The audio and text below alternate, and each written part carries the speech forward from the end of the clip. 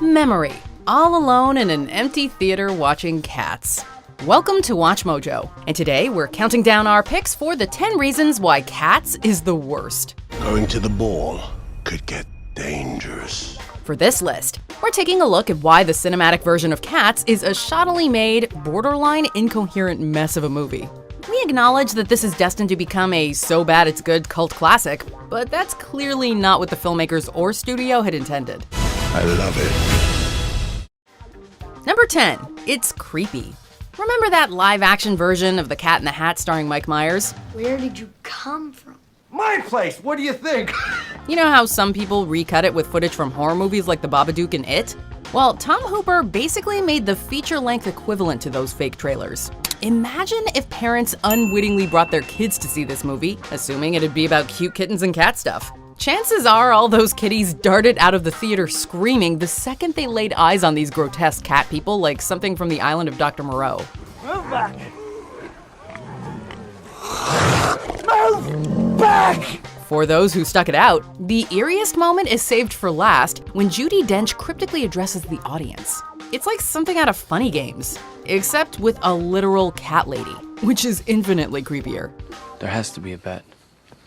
I mean, what do you think? You think they stand a chance? Number 9. Way too many character introductions. This movie is about as focused as a cat being distracted by a laser pointer, aimlessly jumping from one musical set piece to the next. I haven't seen you before, have I? The plot is structured like this. A new cat is introduced and sings a song. Another cat is introduced and sings a song. Yet another cat is introduced and sings. Well, you get the idea.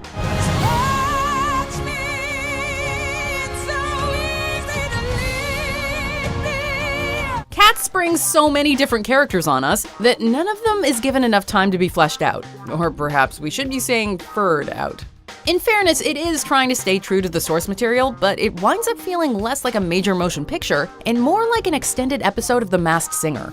Of course, we'd much rather watch obscure celebrities in mascot costumes than a never-ending parade of jellicle cats. Number 8. Some songs are really annoying. We get that Cats is one of the most influential stage musicals ever, and Andrew Lloyd Webber is a respected composer, but let's be honest. For every timeless song like Memory, there are several others that come off as dated, repetitive, or just plain strange.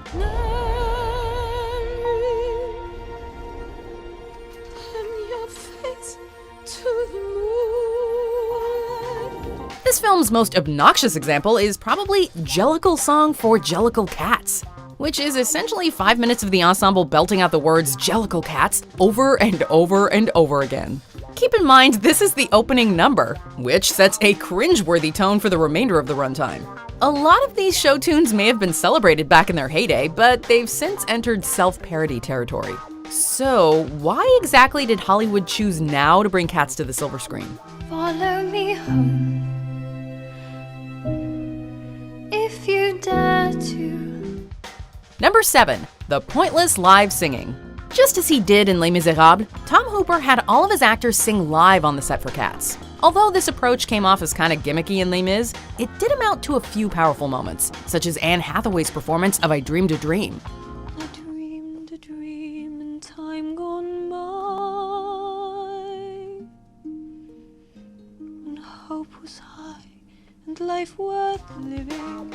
In Cats, however, the live singing is not only pointless, but does a disservice to some of the cast members.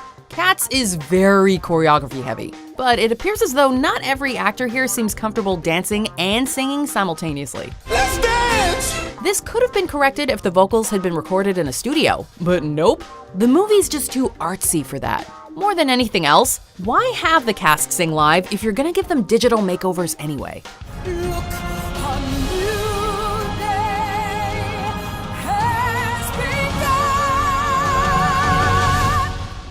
Number 6. Too sexy.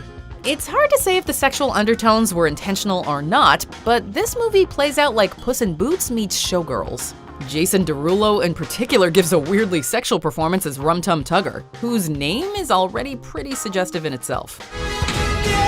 It doesn't help that most of the characters prance around seemingly naked, while others confusingly get to wear clothes. We're not sure if that makes things more or less awkward.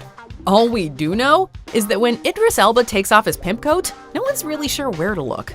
I judge a cat by its soul. I've got plenty of soul. How did this get away without even a PG rating? I'm the hungry cat. That was so weird. Number 5, the bland characters. What?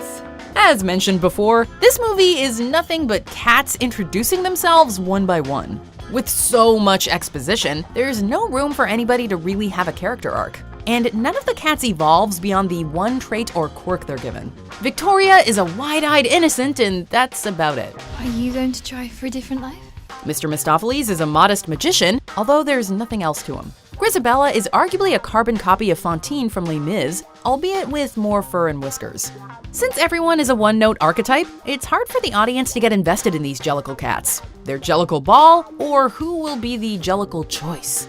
Come to think of it, what does Jellicle even mean? These characters say it like a million times, and we are still clueless. I judge a cat by its soul. I've got plenty of soul. Number 4, it wastes a talented cast. When I first heard I was going to be in Cats, whew, Ever since Cats hit theaters, more and more of its cast members have been distancing themselves from the project. James Corden even admitted he never bothered watching the film because he heard it was terrible. I think it could really only be done by a director like Tom Hooper. He understands the spectacle of cats. That said, based on interviews and behind-the-scenes footage, the cast seem to have had a ball making this movie, seemingly without any of them realizing quite how the final product could be received. It's a shame since every performer here is extraordinarily talented, from Oscar winners like Jennifer Hudson to rising stars like Francesca Hayward. When they're hidden under all that digital fur though, the stars aren't allowed to flourish. Also, how dare you take Sir Ian McKellen, a Shakespearean-trained legendary actor, and reduce him to licking milk out of a saucer?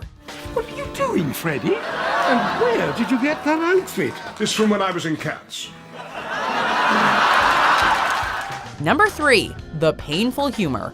Don't get us wrong, Cats is a hilarious cinematic experience, but for all the wrong reasons. Don't mess with the crazy cat lady. As you may have guessed, this movie contains so many lame cat gags that it almost makes Halle Berry's Catwoman look subtle. White Russian. No ice. Hold the vodka.